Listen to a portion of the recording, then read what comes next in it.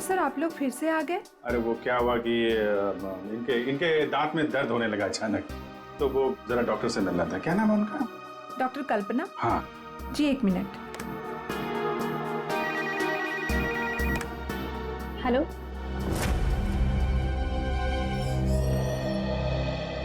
क्या हुआ सर? मेरे दांत में बहुत दर्द है, मगर मुझे एक जेंट्स डॉक्टर चाहिए। लेडीज डॉक्टर में वो शर्म आती है। नहीं, या तो मैं ही हूँ। लेकिन दीवार पे तो डॉक्टर प्रतीक का सर्टिफिकेट लटका हुआ है। ये नाम तो किसी लेडी का नहीं हो सकता ना? चेक कर लेते हैं एक बार। सर, कहाँ जा रहे हो आप? डॉक्टर प्रतीक। डॉक्टर प्रतीक,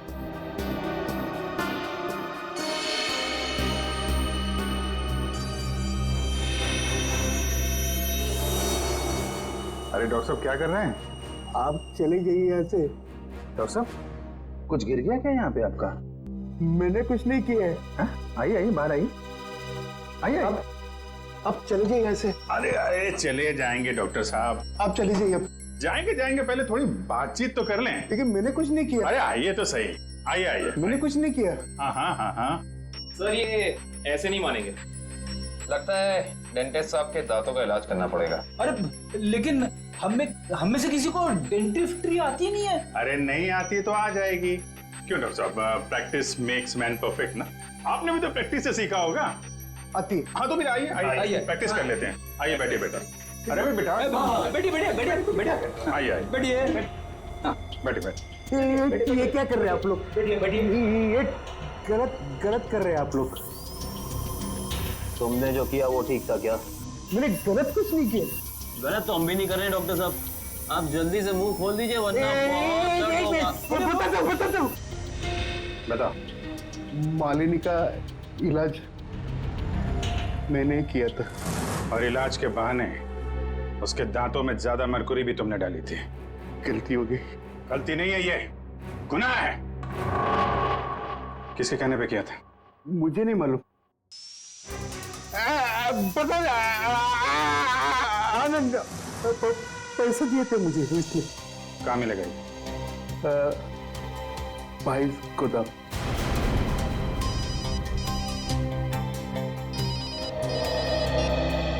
हाँ डॉक्टर सालुंके,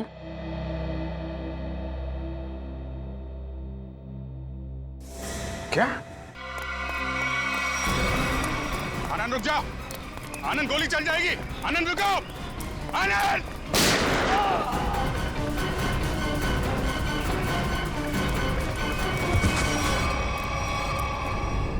देखो आसपास, इसने काव्य को कहां छुपा रखा है?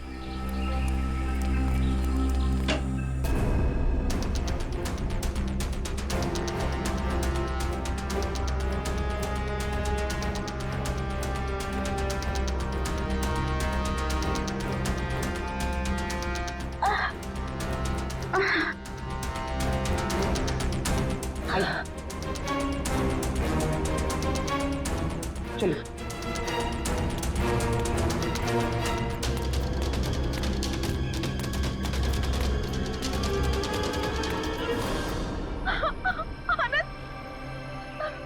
ये क्या किया आप सबने? मेरे पति को मार डाला।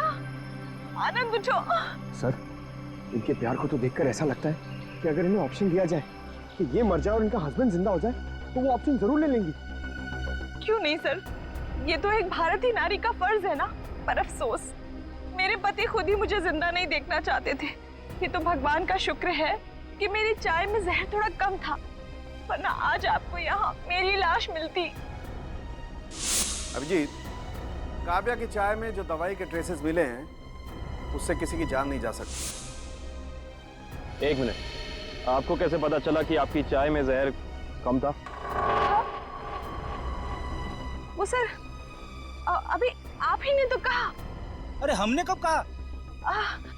हाँ, याद आया, आनंद ने बताया था। हाँ? आनंद कैसे बताएगा? आनंद बेचारा तो खुद ये बात नहीं जानता था। ये बात जानती थी तो सिर्फ एक औरत, और वो औरत तुम हो काव्या। आनंद, तुम जिंदा हो। मेरे साथ इतना बड़ा धोखा।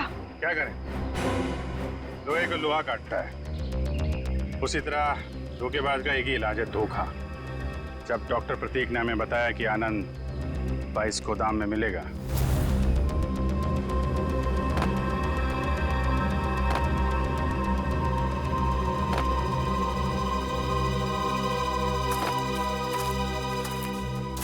तो हमने यहाँ पहुंच कर देखा कि वो बेचारा बंधा पड़ा है। उसके हाथ पांव खोले तो उसने अपनी आप बीती सुनाई।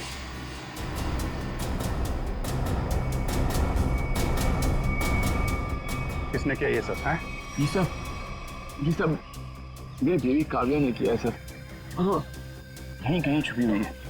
बस फिर क्या था? हमने आनंद के साथ एक छोटा सा खेल खेल लिया, तुम्हारा असली रंग सामने लाने के लिए।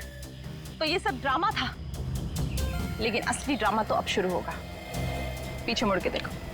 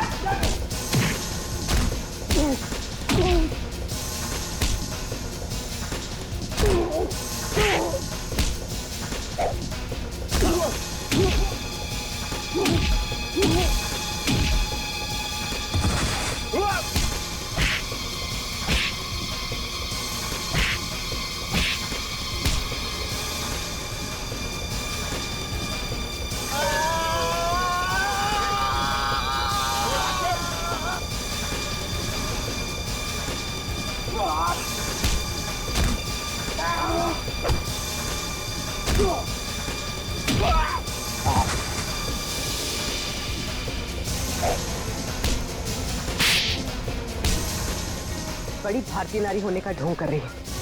तुम जैसी नहीं होती भारतीय नारी।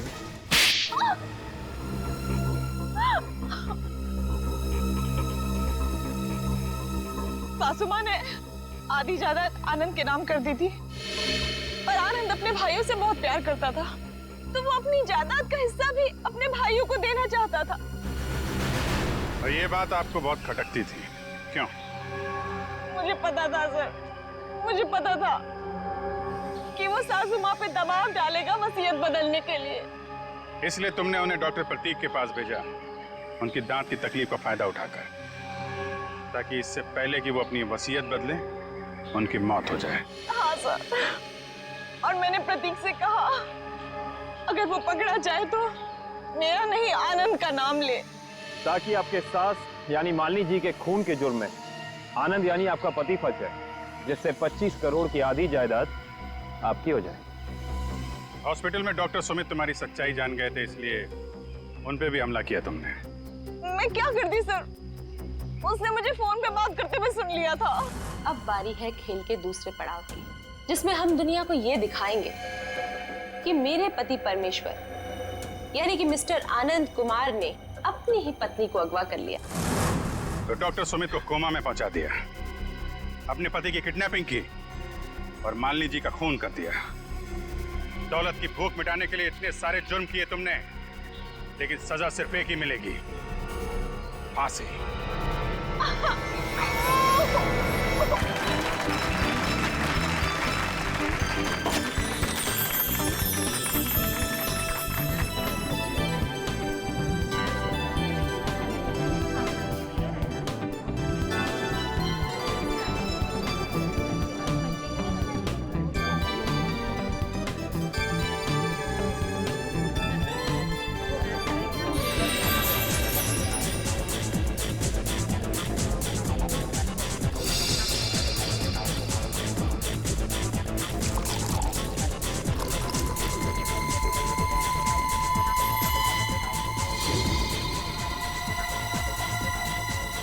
रुको सपना, क्या कर रही हो तुम?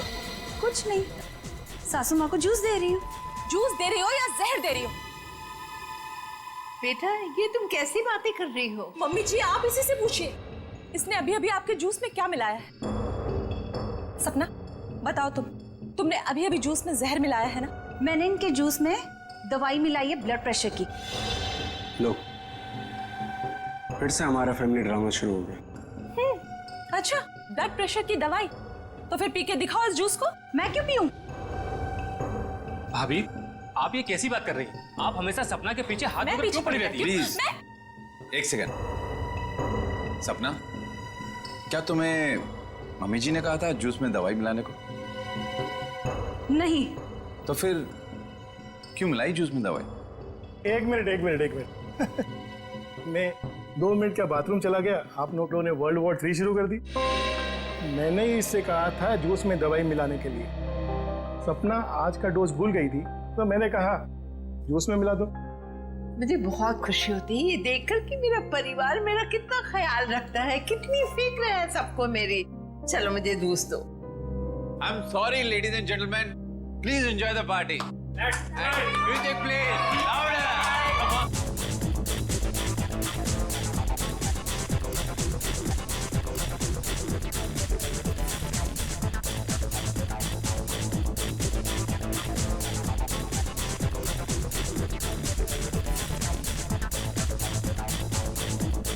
नमस्ते। नमस्ते। महेश, कैसे हैं आप? प्रतीक जी, मैं बिल्कुल ठीक हूँ। आप कैसे हैं? बस मैं ठीक। आप कुछ ले नहीं रहे हैं? मैं आपके खाने के लिए कुछ मंगाती हूँ। सरोज। नहीं, आप तकलीफ मत लीजिए, मैं खुद जाकर ले लूंगा। श्योर। या it's okay, fine. Hi.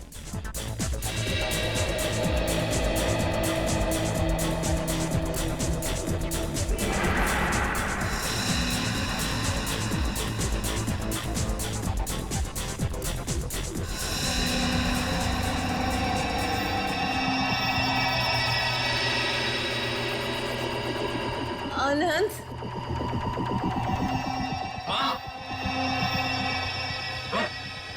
Mummy ji क्या हुआ आपको?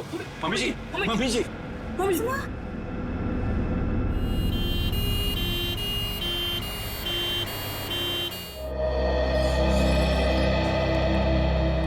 आइए सर, नमस्ते। मेरा ही नाम अहम है सर। मैंने आप लोगों को फोन किया था। अच्छा, अब कैसी है तुम्हारी मम्मी?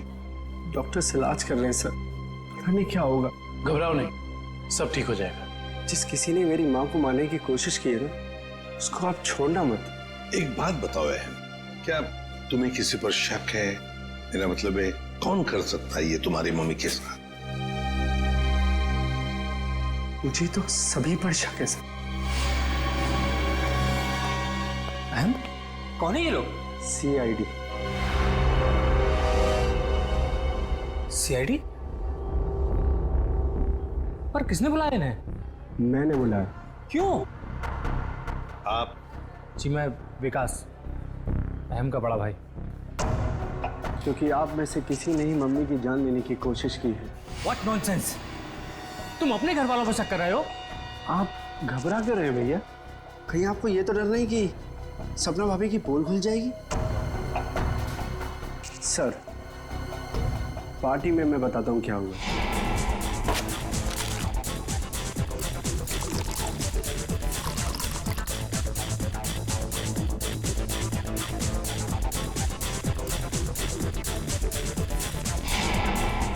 तुम्हारी सपना भाभी पर शक है तुम्हें? Yes sir. सपना कहाँ है? सपना हॉस्पिटल नहीं आई, वो घर पर ही है। वैसे आप कौन है? जी मैं काव्या। हमारी भाभी है सर। सर, अहम बच्चा है, ये आप लोगों को बहका रहा है सर। विकास जी, हम CID वालों को कोई बहका नहीं सकता, समझे? कहाँ है आपकी मम्मी? मम्मी ऊपर ICU वार्ड में है।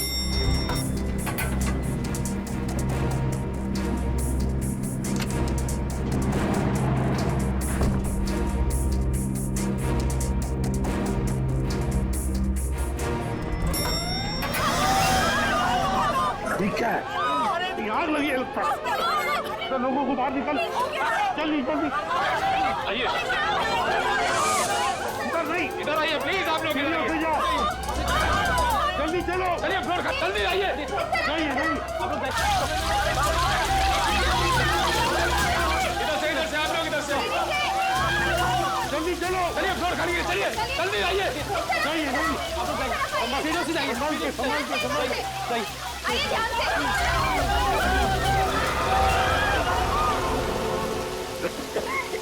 किशन, ये कोई आग वाला धुआं नहीं है, किसी गंदी कुछ अलग है, ये धुआं किसी और चीज का है, किसी केमिकल का।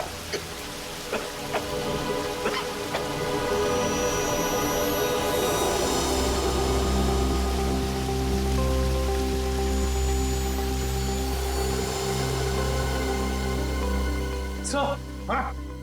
आपका अंदाजा सही था। ये देखिए, smoke bomb. My God. Sir कहीं ये स्मोक बॉम्ब फायर अलार्म बजाने के लिए तो नहीं डाला गया था? आश्रया, फायर अलार्म बजाने के लिए ही स्मोक बॉम्ब लगाया गया था। मालिनी का कमरा ढूंढो जल्दी।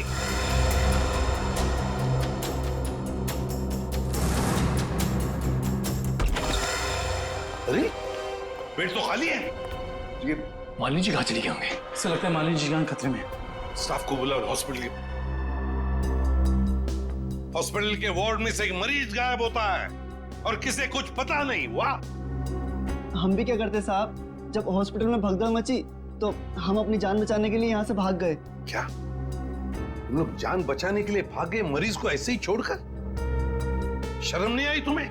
सर, ये अचानक कैसे हुआ पता भी नहीं चला। हम मालिनी जी के परिवार वालों को बताने ही वाले थे कि उनकी मौत हो गई है। पर क्या उनकी मौत हो चुकी है?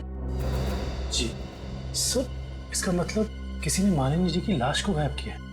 और सर, ये काम किसी हॉस्पिटल के बाहर वाले का नहीं हो सकता। सर, आपसे एक रिक्वेस्ट है, ये बात आप अपने तक ही रखिएगा। अगर मीडिया वालों को मालूम पड़ा तो हमारी इज्जत और हॉस्पिटल की इज्जत मिट्टी में मिल जाएगी। सर चुप रहिए, चुप रहिए प्लीज। लाश गायब हुई है हॉस्पिटल से, पर आपको अपनी और इस हॉस्पिटल की इज्जत की पड़ी है। हाँ? एक बात ध्यान से सुन लो, तुम्हारे इस हॉस्पिटल का एक एक दरवाजा, एक एक खिड़की अभी इसी वक्त बंद चाहिए मुझे। एक चिड़िया तक बाहर नहीं जानी चाहिए, समझे? जी सर। सुना तुमने? गो इमीडिएट। दुष्यंत, हॉस्पिटल का कोना कोना छान मारो। कहीं तो छुपा के रखी होगी मालिनी की लाश को, कहीं तो। हाँ।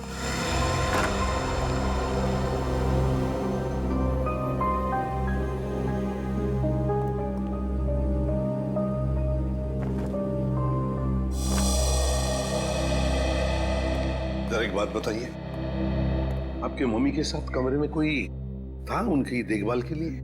जी सर, मेरे पति आनंद वहीं पर थे।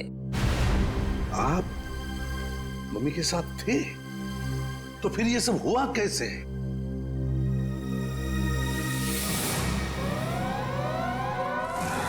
जैसे ही फायर अलार्म बजा तो मैं वार्डरूम के बाहर आया, ये देखने के लिए कि क्या माजरा है। हर तरफ धुआं ही धुआं था। लोग पागलों की तरह यहां वहां भाग रहे थे। धक्का मुक्की में कुछ लोग मुझे मम्मी जी के वार्डरूम से बहुत दूर ले गए। जाकर भी मैं वार्डरूम तक नहीं पहुंच पा रहा था। किसी तरह जब मैं मम्मी जी के वार्डरूम में पहुंचा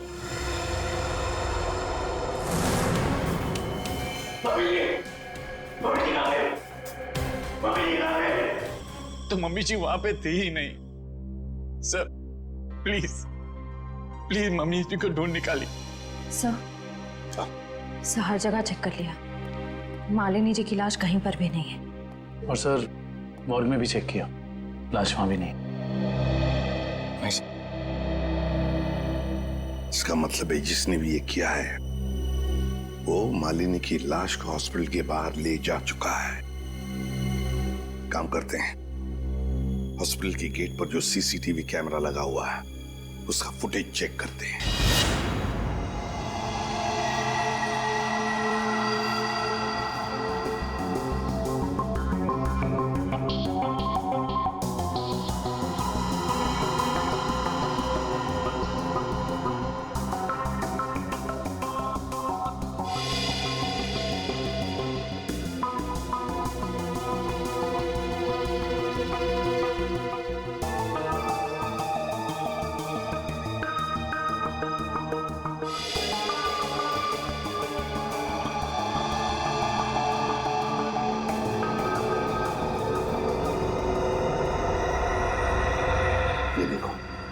एक झटके में गाड़ी रिवर्स हो गई और हॉस्पिटल के बाहर भी निकल गई। जरूर मुजरिम मालिनी को इसी गाड़ी में लेकर गया होगा। एक मिनट, जरा इस फुटेज को रिवाइंड कीजिए, हमें कार का नंबर चाहिए। पॉज करो, जूम इन करो। XYZ5139। सर आप सही कह रहे हैं, या मुझे मान लीजिए कोई सी गाड़ी में लेके गया होगा। हाँ निखिल, काम करो, कंट्रोल रूम में फोन करके इस गाड़ी का डिस्क्रिप्शन दे दो और उनसे कहो जहां पर भी ये गाड़ी देखे हमें इन्फॉर्म करें लोकेशन। और ये गाड़ी ये तो आग लग गई है।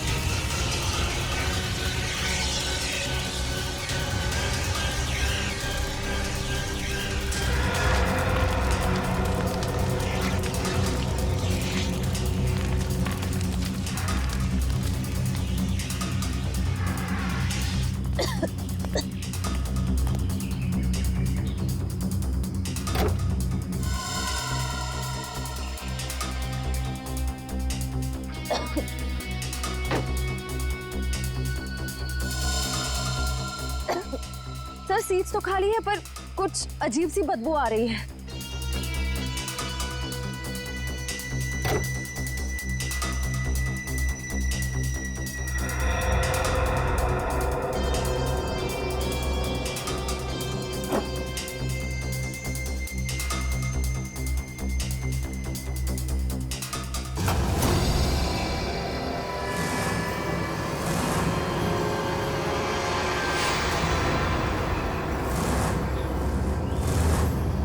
सर ये लाश तो जल चुकी है।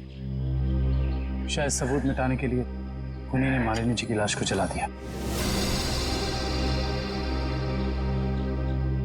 आप इतने यकीन से कैसे कह सकते हैं कि ये लाश मेरी माँ की है? इसका चेहरा तो बुरी तरह जल चुका है। देखिए,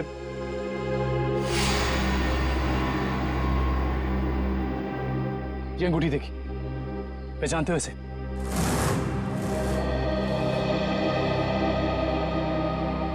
तो मेरी माँ की अंगूठी।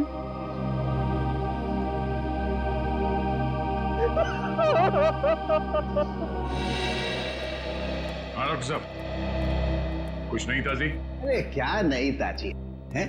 दया, लाशों से बात करना कोई आसान है क्या? और लाश भी जली हुई हो और मुश्किल हो जाती है ना।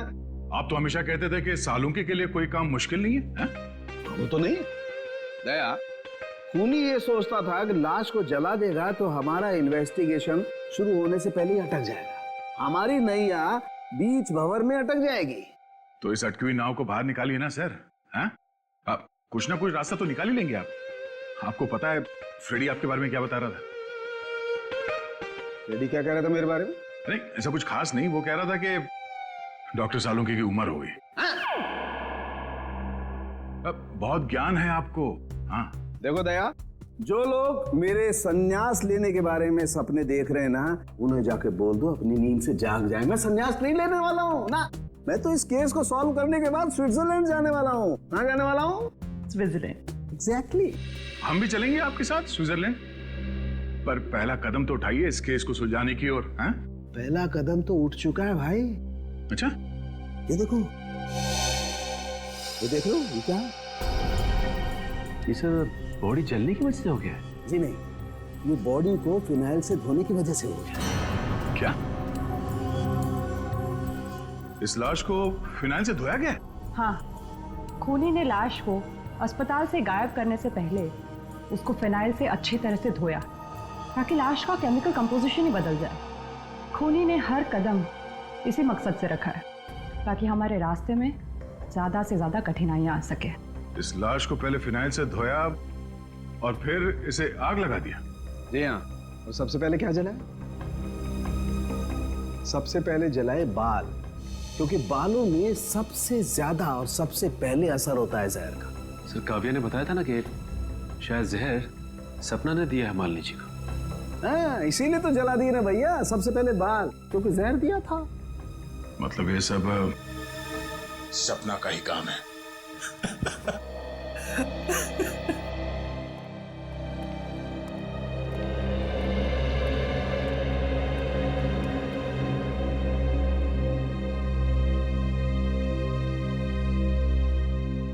सर आप लोग कुछ पता चला माँ की मौत की वजह क्या थी?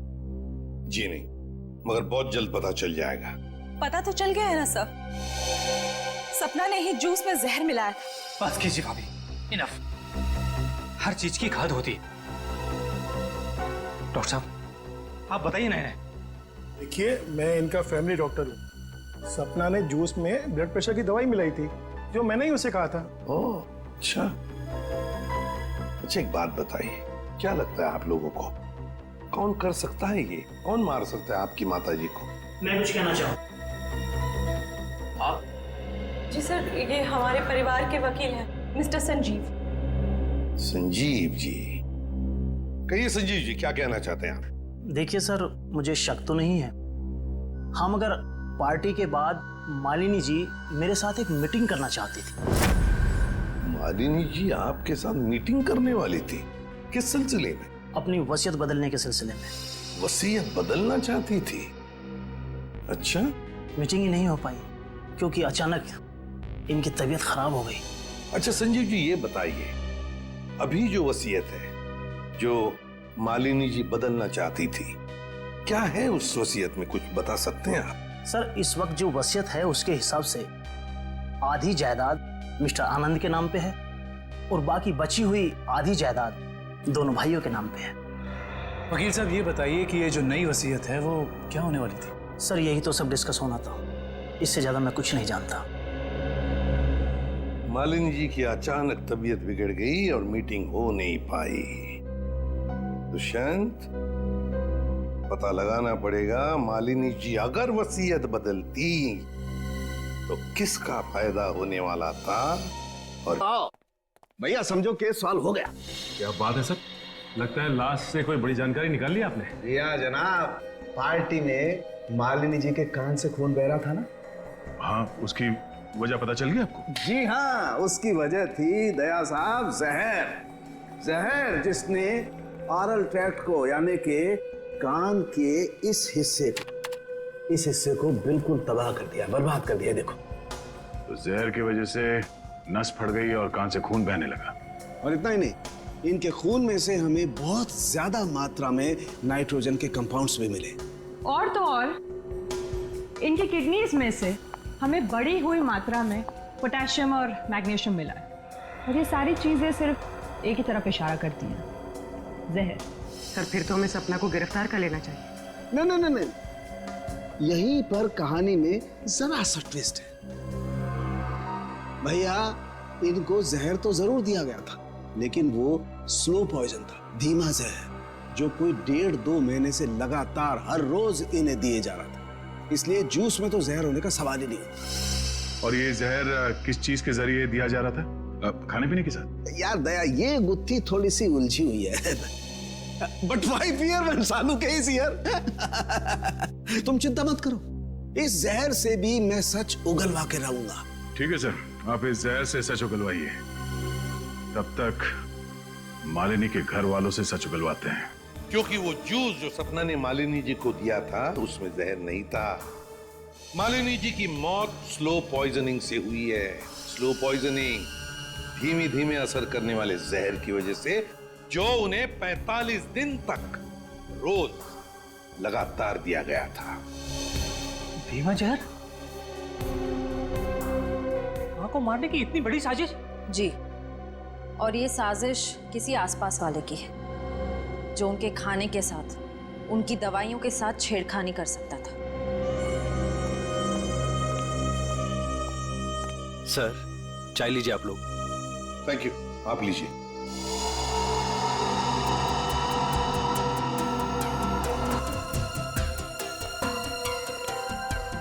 एक मिनट, मैं पी लूं।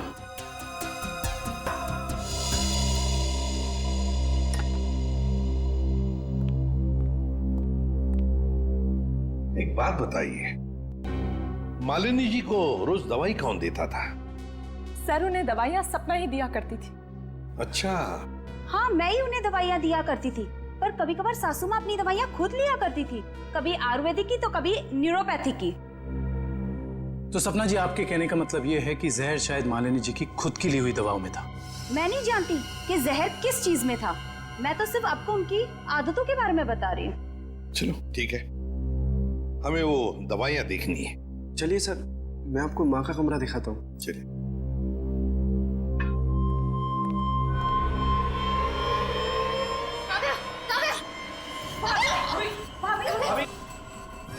भाभी क्या हुआ आपको? भाभी सांस लेने में दिक्कत हो रही। सुरेश पानी लाओ। अरे पानी लाओ। दुष्यंत, लगता है इनकी तबीयत बिगड़ती जा रही है, जल्दी से एम्बुलेंस बुला लो और हॉस्पिटल ले जाओ इसे। श्रेया तुम भी जाओ साथ में।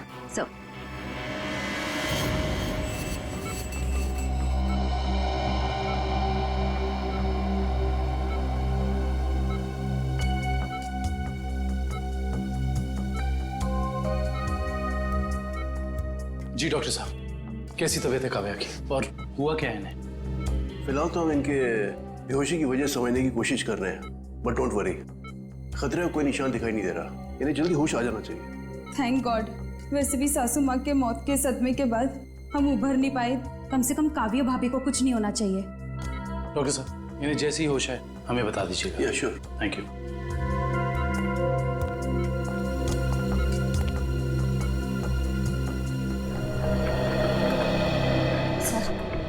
सर मुझे तो सपना पर शक हो रहा है।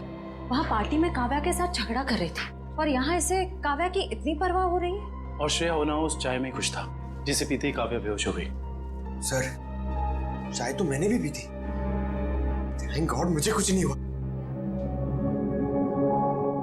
Are you sure Pankaj? Sure मतलब सर? मतलब चक्कर वक्कर तो नहीं आ रहे ना तुम्हें? चक्कर नहीं सर, चक्कर नहीं आ रहे, मगर पेट में कुछ गड़बड़ लग रही है सर। पेट में गड़बड़ लग रही है, गर्मी हो रही है, कहीं से वो तो नहीं हो गया? पंकज, और अगर तुम्हें सीरियसली कुछ हो भी गया है तो हम हॉस्पिटल में ही है ना। अजीब बात है, ये काव्या का पति आनंद अभी तक आया नहीं। पंकज, उसका नंबर ट्राई करो।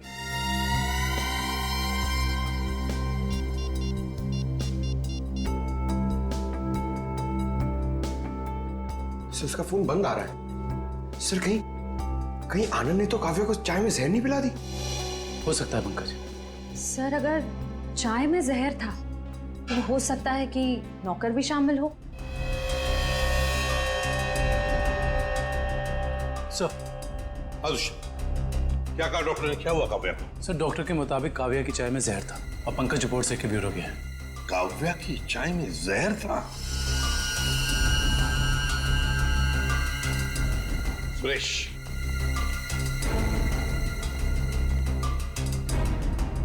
तो बताओ सुरेश, चाय में जहर कहां से आया?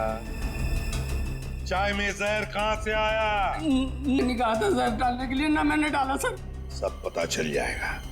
एक बात बताओ, जब तुम चाय लेकर आए थे तो चाय कहीं पर रख दी थी और कुछ दूसरे काम के लिए गए थे? हाँ साहब, याद आया। मैं सुबह जब चाय लेकर आ रहा था तो आनंद साहब ने मुझे कुछ खाने के लिए लेकर आने को कहा। अरे सुरेश, सिर्फ चाय? कुछ नाश्ता भी ले जाओ, कल रात से किसी ने कुछ भी नहीं खाया। जाओ। जी साहब।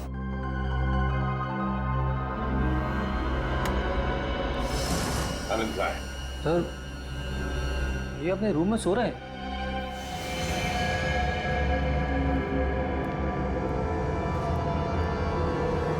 कहाँ है आनंद? आनंद तो है ही नहीं कमरे में। पता नहीं सर, अभी तो भैया यहीं सो रहे थे। फोन करके बुलाओ।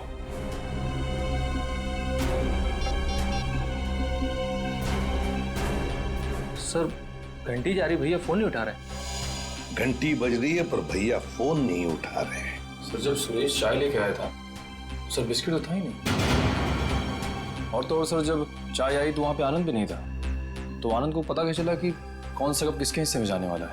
हाँ वाकई, आनंद तो वहां था ही नहीं चाय पीने के लिए। जब ये सुरेश सबके लिए चाय लेकर आया था तो सारे के सारे चाय के कप एक जैसे ही थे। उसमें एक मग था, मग बड़ा सा, जो काव्या ने उठाया था। तो हो सकता है वो काव्या का खास मग हो जिसमें वो हर बार चाय या कॉफी पीती हो। हाँ सर। और ये बात आनंद को मालूम थी। हेलो एसीपी साहब, मैं डॉक्टर सुमित।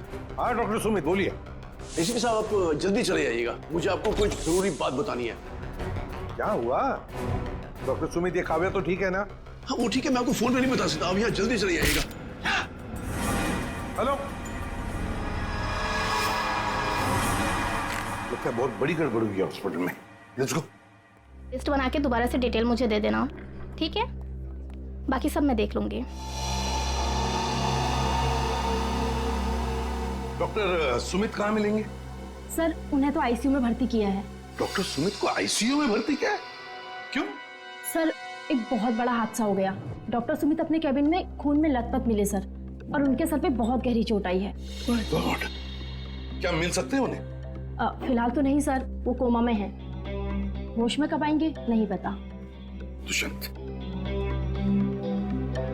जरूर ये वही मुजरिम है जो ये सब कर रहा है। वो अभी भी हॉस्पिटल में ही है, पहले मालिनी के साथ और अब डॉक्टर सुमित के साथ।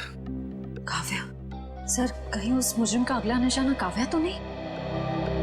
काव्या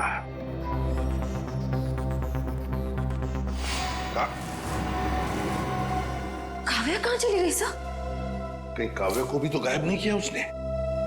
श्रेया, ये जो भी कोई है, अगर इसने काव्या को भी गायब किया तो वो हॉस्पिटल के मेन गेट से ही बाहर जा सकता है। और सर शायद डॉक्टर सुमित को भी उस खूनी के बारे में पता चल गया होगा, इसलिए उन पर भी हमला हुआ।